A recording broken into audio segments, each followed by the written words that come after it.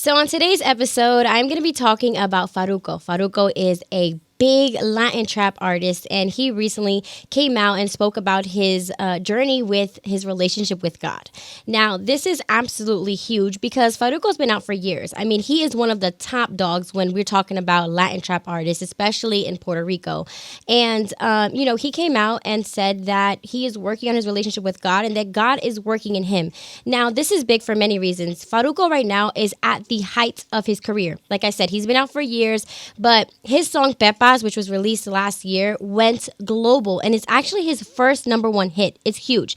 Now, Pepas is a song that, even if you're not familiar with Farruko, you've definitely heard it. And this song glorifies drug use. It glorifies a bunch of different things, and recently, Farruko is on his La 167 tour, and just a few weeks ago during his Miami show, it was a lot different than the rest of his tour. He came out and he wasn't singing Pepas, and he was really preaching. Like, he was talking about how God is working in him. And I remember watching the video over from the clips that, concert goers took, and it gave me chills to hear this man talking about God. Si usted me está escuchando, usted escucha este mensaje. No crean que Farruko se quitó y es que se convirtió y es más religioso. No, es que Farruko tuvo un encuentro con Papá Dios y lo hizo tocar el fondo, besar el piso. He said something that was so powerful. He said that he had a moment with God and God told him verbatim, remember what you asked me for and remember where I took you out of. Y me dijo, recuérdate de dónde te saqué.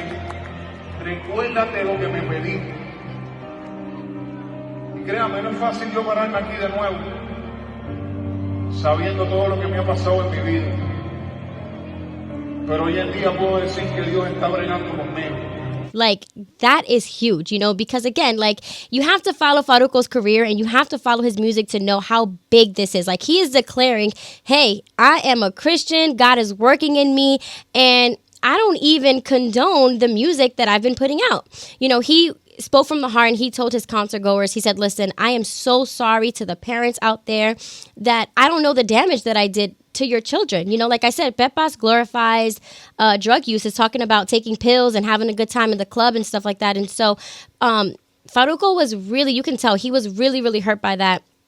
And like I said, it's insane because that's his first #1 hit, right? So you would think, wow, he would be basking in his success right now, but he's hurting. And, after his concert in Miami, his fans were a little bit divided. Like, some fans were really touched and they were like, wow, we support you 100%. We are for you. And there were some fans who were really disappointed. I've read a lot of the tweets from people that said, I wanted to go to his concert and twerk. And, imagine going to his concert to want to twerk and then, get a whole preaching out of it. So his fans were divided. But I have to applaud Farruko because to do that, to come out on one of your biggest tours and to say, God is working in me. And although I have a #1 hit right now, I am not happy because of the damage that I could have possibly done to the kids out there, to adults out there, and just promoting drug use and promoting taking pills. It's huge. And I just want to say right now that I am so proud of Farruko. I am proud. As a woman of faith, I am proud. I am shocked. It's surreal to me because I just saw Farruko in concert in December. He came to Atlanta and he put on one hell of a show. I mean, he is one hell of a performer. And it's crazy because during that show in December, he sang Pepas.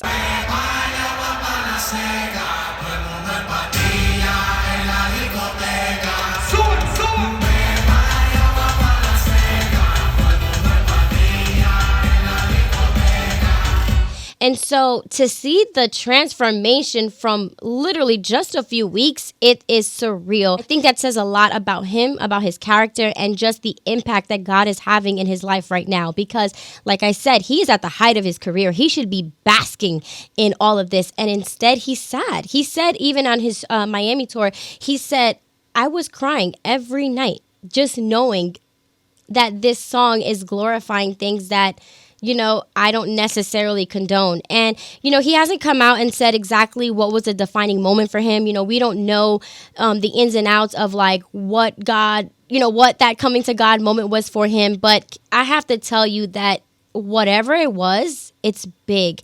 And he hasn't even pretty much come out and said, hey, from now on I'm going to be doing Christian music, or he hasn't specified if maybe he's going to continue the route that he's going in terms of like making certain music, but maybe his lyrics aren't going to like, glorify drug use or women or things like that. We really don't know what's going to go on in terms of the future when it comes to his career. But Farruko is making a statement. And Farruko is saying that, it's not like, I think he's trying to say also, like, it's not like this is a new Farruko, right? This is, people are saying, what are we dealing with right now, Farruko, or his real name is Carlos? Like, what is going on? And I think that if you look back at his posts and you listen to some of his music, I think that God has been working in him for a while. Like, it feels like he's been having this battle between, like, he's straddling the fence a little bit. Like, he knows God is real. He knows what he should be doing. He knows what he asked of God. But yet that life, that entertainment, that music life and just everything that comes with that it's a battle for him. And I think that now, whatever it was that he had when it comes to like that aha moment, I think that it's big. And like I said, I support him 100%. I'm super proud of him. He was recently honored at Premios Juventud in Miami just last week, and they gave him, like a excellence award. And that performance literally brought me to tears. When I tell you that you can just feel the difference in Farruko, the fact that he did that on national television, he announced it to all of his Instagram followers, he said it to an arena packed with fans. He's saying it among his peers who may not be of like mind like him, and yet he is still declaring, this is who I am, and this is who I will continue to be going forward. I think that's huge. And again, at the height of his career with the #1 hit, he is saying, I'm changing. And this is what God is doing in my life. And I think that, it could be scary for him because you don't know how people are going to receive you. You don't know how your fans are going to receive you because they're used to, the Farruko, the Pepas Farruko. They're used to the Farruko with these hits that talk about women and life and cars and all these different things. And, fans, I'm sure he was a little bit scared. I'm sure his fans are too. Like, okay, what kind of Farruko are we going to get next? Like, are we going to get a super religious Farruko? Or are we going to get a Farruko now that just does Christian music? And I think it's kind of a territory that's kind of scary for him. But I'm proud of him. And I think that God is going to definitely utilize this man in more ways than he can ever imagine.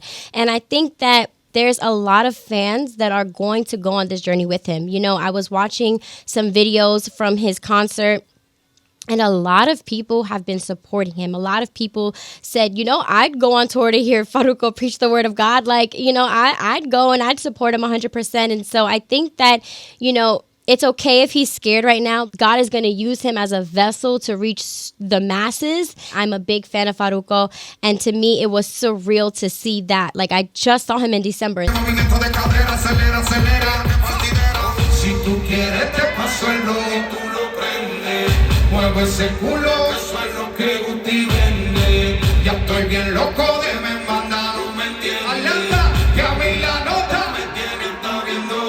This is not the Farruko that I'm seeing today. So to see that transformation, I think speaks to what God can do in a person's life. That literally like transformation, whether Farruko chooses to switch up his lyrics, right? Or Farruko chooses to do Christian music. Whatever Farruko chooses to do in this journey, I support him 100%. And I'm so proud of him. And I am so looking forward to what he has in store and what God has in store for him, for his career, for his life, and the transformation that we're going to see before our eyes. I actually had the pleasure of interviewing him last year. Rivera de Mega Atlanta Radio, mi pregunta es, ¿con quién tú quisieras colaborar?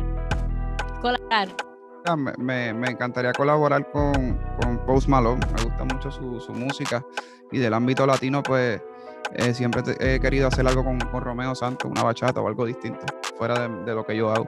Today, I would love to interview him again to just talk about this. Talk to me about what God has done in your life. Talk to me about that defining moment. Talk to me about where you're going now. And I just hope that he sticks with it. I think this is going to be amazing for his life, for his career. And I truly, truly believe that God is going to use him to impact the masses far more than he has ever imagined.